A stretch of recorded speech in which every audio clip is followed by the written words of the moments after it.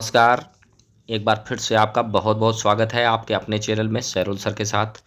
दोस्तों, इतिहास के वीडियो की सीरीज चल रही है और इतिहास में मैं आपको दिल्ली सल्तनत के अंतर्गत आने वाले राजवंशों की वीडियो बना चुका हूं। दिल्ली सल्तनत में दोस्तों आप देखते होंगे कि दिल्ली सल्तनत दिल्ली सल्तनत में कितने राजवंश थे दोस्तों। इसको मैं आपको एक ट्रिक देता हूँ। देख तो देख तू एक मिनट दोस्तों, देखिए। देख देख तू सलो देख तू सल्लो देख तू सल्लो का मतलब यहाँ पर जो दिल्ली सल्तनत में कौन कौन से राजवंशों ने दिल्ली पर शासन किया था।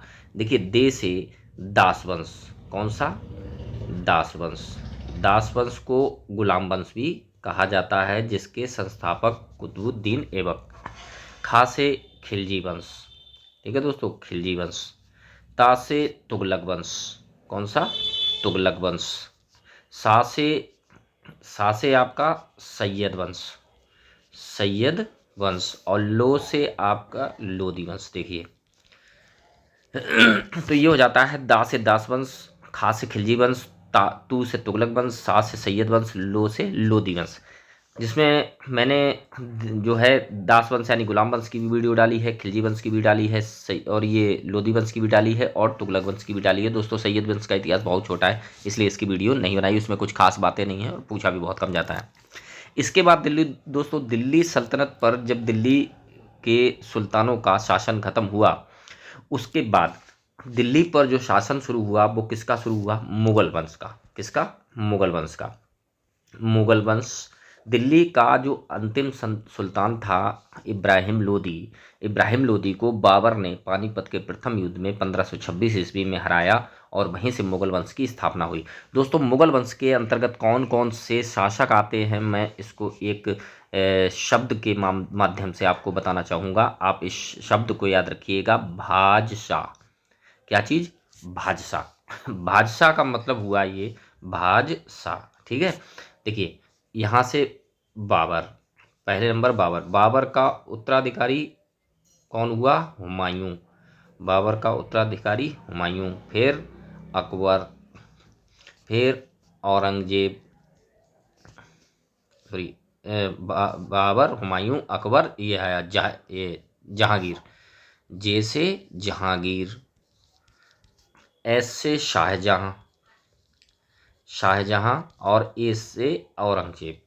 इतने लोग शासकों ने दिल्ली पर मुगल वंश के ये शासक थे और दिल्ली पर शासन किया। औरंगजेब। तो दोस्तों यहाँ पर देखिए, बाबर, हुमायूं, अकबर, जहांगीर, शाहजहां और औरंगजेब। आप इस ट्रिक के माध्यम से याद रख सकते हैं। प्रत्येक से क्वेश्चन जो है एग्जाम में, अगर मध्यकालीन इतिहास से क्वेश्चन पूछा जाता है तो प्रत्येक न प्रत्येक से किसी न किसी से जरूर क्वेश्चन पूछा जाता है। या तो बाबर से पूछा जाए, या हुमायूं से, या अकबर से, या फिर जहांगीर से, या फिर शाहजहां से, या फिर औरंगजेब से। दोस्तों, ये वीडियो मैं आपको लेकर आया हूँ बाबर से संबंधित, बाबर के इतिहास से संबंधित। इसमें सभी महत्वपूर्ण प्रश्नों को जो है सम्मिलित किया गया। दोस्तों, सभी क्वेश्चन किसी न किसी एग्जाम में आए हुए हैं और कौन सा क्वेश्चन आपसे किस समय पूछा जाएगा कुछ नहीं कहा जा सकता। दोस्तों, आप शुरू से अंत तक वीडियो को देखें, एक एक क्वेश्चन को आप जो है अपने दिमाग में रख लें। एक एक नंबर आपके लिए बहुत महत्वपूर्ण है। चलिए दोस्तों, पहले क्वेश्चन को बढ़ते हैं। देखिए, पहला क्वेश्चन है, बाबर का जन्म 24 फरवरी 1483 ईस्वी को कहाँ हुआ था? तो दोस्तों, ये जो बाबर का जन्म हुआ था वो हुआ था कहाँ? परगना में। ठीक है दोस्तों, नेक्स्ट क्वेश्चन देखिए, बाबर के पिता का नाम क्या था? तो बाबर के पिता का नाम था दोस्तों उमर शेख मिर्जा। क्या नाम था? उमर शेख मिर्जा। चलिए नेक्स्ट क्वेश्चन, बाबर की माता का क्या नाम था? बाबर की माता का नाम था कूतलुग निगार खानम। क्या नाम था? निगार खानम, ये ध्यान रखिएगा आप। चलिए बाबर की 3 पत्नियां थीं। कितनी पत्नियां थीं? 3। उनमें से कौन उसकी पत्नी नहीं थी? देखिए, गुलरुस, माहम, गुलबदन और दिलबर। दोस्तों, मैं आपको बता दूं, यहाँ पर जो गुलबदन है, गुलबदन ये बाबर की कौन थी? पुत्री, इसलिए यहाँ पर ऑप्शन नंबर सी गुलबदन उसकी पत्नियों में शामिल नहीं थी। चलिए नेक्स्ट क्वेश्चन देखिए, ये सेकंड गुलबदन हो गया। चलिए नेक्स्ट क्वेश्चन देखिए, किसने जब 8 जून 1494 ईस्वी में फरगाना राज्य का उत्तराधिकारी प्राप्त किया, तब उसकी केवल उम्र 12 वर्ष की थी। तो किसकी उम्र 12 वर्ष की थी दोस्तों? बाबर की उम्र 12 वर्ष की थी जब उसने अपना उत्तराधिकार प्राप्त किया था। नेक्स्ट क्वेश्चन, बाबर ने 1507 ईस्वी में पादशाह की पदवी कहाँ धारण की थी? देखिए दोस्तों, मैं आपको बताना चाहूँगा, जो दिल्ली सल्तनत के जो राजा होते थे, दिल्ली सल्तनत के जो राजा होते थे वो सुल्तान की उपाधि धारण करते थे, और जो मुगल जो थे वो किसकी उपाधि धारण करते थे? बादशाह। ठीक है, तो यहाँ पर बादशाह की जो पदवी धारण की थी बाबर ने 1507 ईस्वी में, वो जो है कहाँ की थी? काबुल में। चलिए नेक्स्ट क्वेश्चन देखते हैं दोस्तों। देखिए, बाबर ने किस विजय के उपरांत बादशाह की उपाधि धारण की थी? तो काबुल में प्राप्त की थी बादशाह की उपाधि। कहाँ? काबुल में। और किस विजय के उपरांत प्राप्त की थी? काबुल की विजय के बाद। चलिए नेक्स्ट क्वेश्चन, पादशाहनामा के लेखक कौन हैं? पादशाहनामा के लेखक जो हैं वो हैं दोस्तों अब्दुल हमीद लाहौरी। ध्यान रखिएगा, पादशाह की उपाधि काबुल में प्राप्त की, और किस विजय के बाद? काबुल की विजय के बाद। और पादशाहनामा को किसने लिखा? हमीद लाहौरी ने। नेक्स्ट क्वेश्चन देखिए, बाबर ने काबुल में चांदी का सिक्का किस नाम से चलाया? तो बाबर ने काबुल में एक चांदी का सिक्का चलाया था, और वो चलाया था शाहरुख के नाम से। ठीक है दोस्तों, इस वीडियो में बाबर से संबंधित सभी क्वेश्चनों को कमेंट किया गया है। कोशिश की गई है कि इसमें कोई क्वेश्चन जो है इंपॉर्टेंट बचाया नहीं गया है। चलिए देखिए, बाबर ने बाबरी नामक चांदी के सिक्के कहाँ चलाए थे? तो चांदी के सिक्के जो चलाए थे वो कहाँ चलाए थे दोस्तों? कंधार में। नेक्स्ट क्वेश्चन देखिए, बाबर ने पहली बार पश्चिम से कहाँ होकर भारत में प्रवेश किया था? कहने का मतलब यह है कि भारत में जो प्रवेश किया था वो पश्चिम की रास्ते से आकर के कहाँ से आया था? ठीक है दोस्तों, तो ये जो ऑप्शन होगा वो आपका पंजाब। ठीक है दोस्तों, चलिए नेक्स्ट क्वेश्चन देखिए, भारत पर आक्रमण हेतु किसने बाबर को निमंत्रण नहीं भेजा था? किसने ये निमंत्रण नहीं भेजा था कि आप भारत पर आक्रमण करें? देखिए, राणा सांगा ने भी भेजा था, आलम खां और दौलत खान लोधी ने भी भेजा था, शेर शाह सूरी ने निमंत्रण नहीं भेजा था। नेक्स्ट क्वेश्चन, बाबर ने भारत पर किस वर्ष आक्रमण किया था? तो दोस्तों, आपको बताना चाहूँगा कि बाबर ने जो आक्रमण किया था वो आपका पानीपत का प्रथम युद्ध हुआ था 1526 ईस्वी में। कब? पानीपत का प्रथम युद्ध। ये किसके बीच में हुआ था? बाबर और इब्राहिम लोदी। ये इब्राहिम लोदी, लोदी वंश का, जो दिल्ली सल्तनत में लोदी वंश है, उस लोदी वंश का अंतिम शासक था। इसके बीच में युद्ध हुआ था और इसमें बाबर की विजय हुई थी। और बाबर ने भारत पर किस वर्ष आक्रमण किया था? तो 1526 ईस्वी में ही किया था। चलिए नेक्स्ट क्वेश्चन, भारत का प्रथम मुगल बादशाह कौन था? तो दोस्तों, ये पानीपत के प्रथम युद्ध में बाबर ने इब्राहिम लोदी को हराया, और वहीं इब्राहिम लोदी की युद्ध के मैदान में ही मृत्यु हुई। उसके बाद बाबर ने मुगल वंश की स्थापना की। तो भारत का प्रथम मुगल बादशाह कौन हुआ? बाबर। चलिए नेक्स्ट क्वेश्चन देखते हैं। देखिए, भारत के मुगल शासक बनने पर जहीरुद्दीन मोहम्मद ने क्या नाम रखा? तो जहीरुद्दीन मोहम्मद ने जो नाम रखा था वो रखा था बाबर। चलिए नेक्स्ट क्वेश्चन दोस्तों, दिल्ली में मुगल साम्राज्य की नींव निम्नलिखित में से किस लड़ाई के फलस्वरूप पड़ी? तो दोस्तों, मैंने आपको बताया था कि 1526 ईस्वी में पानीपत का जो प्रथम युद्ध हुआ था उसमें इब्राहिम लोदी को हराया था। तो पानीपत के प्रथम युद्ध के बाद जो है मुगल साम्राज्य की नींव पड़ गई थी। देखिए, वर्ष 1526 में लड़ी गई पानीपत की लड़ाई में बाबर से कौन पराजित हुआ था? दोस्तों, अभी मैंने जस्ट आपको बताया था कि दिल्ली सल्तनत के लोदी वंश का अंतिम शासक इब्राहिम लोदी, और इसे दिल्ली सल्तनत का भी अंतिम शासक कह सकते हैं, इब्राहिम लोदी को हराया था बाबर ने। चलिए नेक्स्ट क्वेश्चन, पानीपत की प्रथम लड़ाई किन दो सेनाओं के बीच लड़ी गई थी? तो दोस्तों अभी जस्ट फिर मैं वही बात कर रहा था कि बाबर और लोदी साम्राज्य दो लोगों के बीच में लड़ी गई। तो ऑप्शन नंबर ए आपका सही है।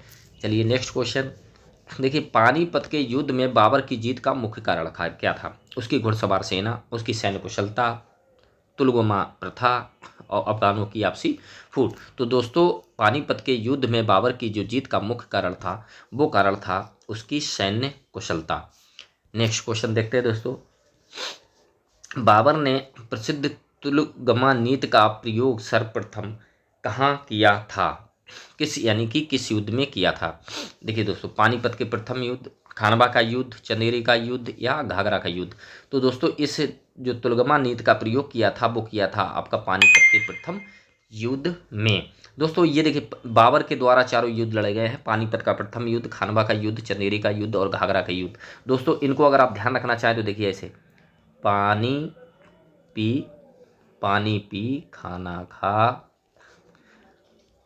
चाय पी, घर जा। एक बात याद रखिएगा, बाबर के जो युद्ध है, पानी पी, खाना खा, चाय पी, घर जा, यानी पानी से पानीपत, खाना से खानवा का युद्ध, चाय से चंदेरी का युद्ध और घर जा से मतलब घाघरा का युद्ध। और ये 26 से स्टार्ट हुए, 26 में, 27 में, 28 में और 29 में। देख लीजिए 15-26, 15-27, 15-28, 15-29। अगर आपसे ये पूछ लिया जाए कि चंदेरी का युद्ध कब हुआ, तो देखिए पानी पी, खाना खा, चाय पी तीसरे नंबर पे आता, 26, 27, 28 सन 1528। ठीक है दोस्तों, चलिए नेक्स्ट क्वेश्चन देखिए, किस युद्ध के विजय के उपलक्ष्य में बाबर ने काबुल निवासियों को एक एक चांदी के सिक्के दिए और इस उदारता के लिए उसे कलंदर की उपाधि दी गई थी? दोस्तों कभी कभी क्वेश्चन पूछा गया है ये कई बार कि किस मुगल शासक ने कलंदर की उपाधि धारण की थी? तो किसने धारण की थी? बाबर ने। और ये कब की हुई थी, किस युद्ध के उपरांत हुई थी, किस युद्ध के उपलक्ष्य में जो है बाबर ने एक एक चांदी का सिक्का दिया था? पानीपत के प्रथम युद्ध के विजय के उपलक्ष्य में। चलिए नेक्स्ट क्वेश्चन देखते हैं दोस्तों, मध्यकालीन भारत में निम्नलिखित में से किसने पहली बार युद्ध में तोपों का इस्तेमाल किया था? मध्यकालीन भारत में यानी कि दिल्ली सल्तनत और मुगल वंश, मध्यकालीन भारत के इतिहास में ये दो महत्वपूर्ण शासक रहे हैं, मतलब शासन रहे हैं। और इसमें जो है सबसे पहली बार जो तोपों का इस्तेमाल किया था वो किया था आपका बाबर ने। किसने? बाबर ने। चलिए नेक्स्ट क्वेश्चन देखते हैं दोस्तों ये वेरी वेरी इंपॉर्टेंट क्वेश्चन है। अगर आप एमटीएस की तैयारी करने जा रहे हैं या यूपी पुलिस की तैयारी करने जा रहे हैं या फिर एसएससी जीडी का आप एग्ज़ाम देने जा रहे हैं या फिर आप टेट का भी एग्ज़ाम देते हैं या फिर किसी ऐसी कंपटीशन के एग्ज़ाम देते हैं जिसमें जो है आपका इतिहास आता है, तो आप जानते हैं मध्यकालीन इतिहास से कोई ना कोई क्वेश्चन जरूर पूछा जाता है दोस्तों। तो इसके लिए आपके ये जो है पूरी कोशिश की गई है इसमें कि कोई क्वेश्चन आपसे बचने ना पाए। चलिए, बाबर के दो प्रसिद्ध तोपचियों का नाम क्या था? तो बाबर ने जो तोपों का प्रयोग किया था उनके युद्ध सेना में जो तोपची थे वो थे एक मुस्तफा और एक अली कुली, दो लोग थे। तो option number C. Next question देखिए, मध्यकालीन भारत इतिहास में वह पहला कौन सा युद्ध था जो जल और थल दोनों पर लड़ा गया था? दोस्तों जल और थल यानी जमीन और पानी दोनों पर लड़ा जाने वाला जो युद्ध था वो आप था घाघरा का युद्ध। कौन सा? घाघरा का युद्ध। चलिए option number D. Next question देखते हैं दोस्तों, खानवा के युद्ध 1527 में बाबर द्वारा पराजित किया जाने वाला राजपूत कौन था? तो बाबर द्वारा पराजित किया जाने वाला जो राजपूत था वो था राणा सांगा। चलिए नेक्स्ट क्वेश्चन देखिए, किस युद्ध में बाबर ने जिहाद धर्म युद्ध का नारा दिया था? तो कौन सा युद्ध था जिसमें बाबर के द्वारा धर्म युद्ध का नारा दिया गया था? दोस्तों ये था 1527 ईस्वी का आपका खानवा का युद्ध, 1527 ईस्वी। अब यहाँ पर देख लीजिए, जैसे अभी आपने ट्रिक याद की थी, तो पानीपत का यानी कि 1526, पानी पी, खाना खा, 27, चाय पी यानी कि 1528 और घर जा, इसमें घाघरा का युद्ध, ये जो है घाघरा का युद्ध है। ठीक है दोस्तों, तो ये हो गई 1529। चारों डेटें याद रहेंगी। चलिए नेक्स्ट क्वेश्चन देखते हैं, किस युद्ध में विजय के उपरांत बाबर ने गाजी की उपाधि धारण की थी? तो दोस्तों खानवा के युद्ध के दौरान बाद ही जो है बाबर ने गाजी की उपाधि धारण की थी। नेक्स्ट क्वेश्चन देखिए, 29 जनवरी 1528 ईस्वी में किसने चंदेरी में राजपूतों को हराया था? किसने राजपूतों को हराया था दोस्तों? बाबर। ऑप्शन होगा आपका ऑप्शन नंबर ए, बाबर ने हराया था। चलिए नेक्स्ट क्वेश्चन देखिए, निम्न में से किसने बाबर को 1502 में सर ए पुल के युद्ध में पराजित किया था? तो बाबर को जो पराजित किया था वो किया था शैवानी खान ने।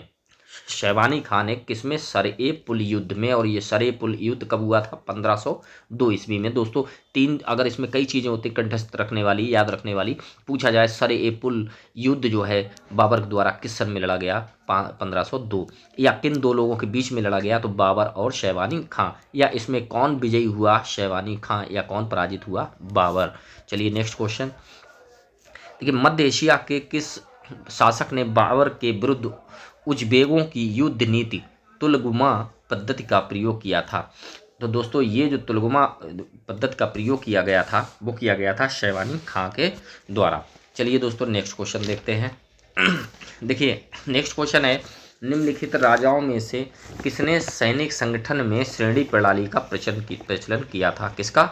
श्रेणी प्रणाली का प्रचलन किया था किसने? जिसमें छोटी टुकड़ी में 50 सैनिक होते थे। तो ये जो दोस्तों किया गया था वो बाबर के द्वारा किया गया था।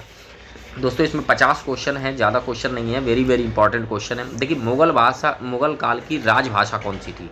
तो दोस्तों आपको बता दूं, मुगल काल की जो राजभाषा थी वो थी फारसी। कौन सी? फारसी। चलिए नेक्स्ट क्वेश्चन देखिए, मुगल प्रशासन में मुहत्सिब था सेनाधिकारी, विदेश विभाग का प्रमुख, या फिर लोक आचरण अधिकारी, और या फिर पत्र व्यवहार विभाग का अधिकारी। तो दोस्तों मुहत्सिब जो होता था वो होता था लोक आचरण का अधिकारी। चलिए दोस्तों कई बार क्वेश्चन आया है ये। देखिए मुगल प्रशासन में मदद ए माश इंगित करता है, चुंगी कर, विद्वानों को दी जाने वाली राजस्व मुक्त अनुदत्त भूमि, या सैन्य अधिकारियों को दी जाने वाली पेंशन, या बुवाई कर। तो मदद ए माश जो है वो दोस्तों विद्वानों को दी जाने वाली राजस्व मुक्त अनुदत्त भूमि जो है वो होती थी। चलिए नेक्स्ट क्वेश्चन, मुगल प्रशासन में जिले को किस नाम से जाना जाता था? दोस्तों बहुत अच्छी तरीके से याद रहेगा आपको, क्योंकि ये कॉमन शब्द है बहुत ज़्यादा।